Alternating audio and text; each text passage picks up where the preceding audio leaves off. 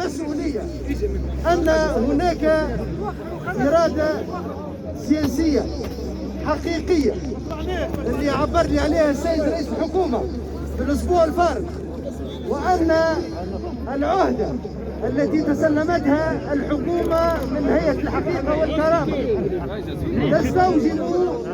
استكمال مسار العدالة الانتقالية، وراهو بالدستور بالقانون راهي الحكومة مجبرة بأن تجد الموارد وتجد الوسائل، وذلك لجبر الضرر الذي تعرض له ضحايا الاستبداد.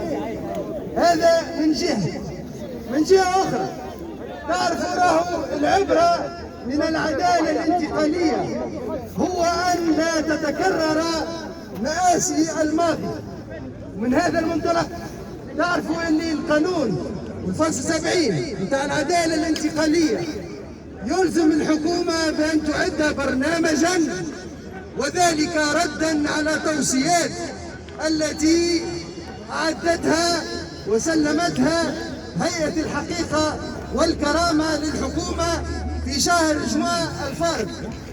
تعرفوا اللي المسار تعطل، وانا نقول لكم اللي معناه مشروع، ما نقول لكمش باش نتفهم كما يقولوه بعض السياسيين، نقول لكم احنا رانا معاكم، رانا جزء من هذا الشعب، ونعرفوا ان انتم يعني تعرضتوا للمعاناة، تعرضتوا للظلم، تعرضتوا للقهر، تعرضتوا للاستبداد. من هذا المنطلق لابد أن تعد الحكومة، وأنا كلفت بالتنسيق بالنسبة لهذه المهمة، تعد الحكومة برنامجا، وذلك لعرضه فيما بعد على البرلمان. هذا البرنامج الذي يتضمن الإجراءات التي ستتخذها الدولة حتى لا تتكرر مآسي الماضي وحتى نطوي صفحة الماضي. فيما يتعلق بجبر الضرر، تعرفوا الكل كما قال الأخ توا اللي الأمر الحكومي اللي صدر بتكوين اللجنة في 2018، هذا الأمر مع الأسف الشديد اللي معناها تلاه تشكيل اللجنة لإدارة الصندوق، وهذه اللجنة لم تجتمع سوى مرة واحدة وبدون أخذ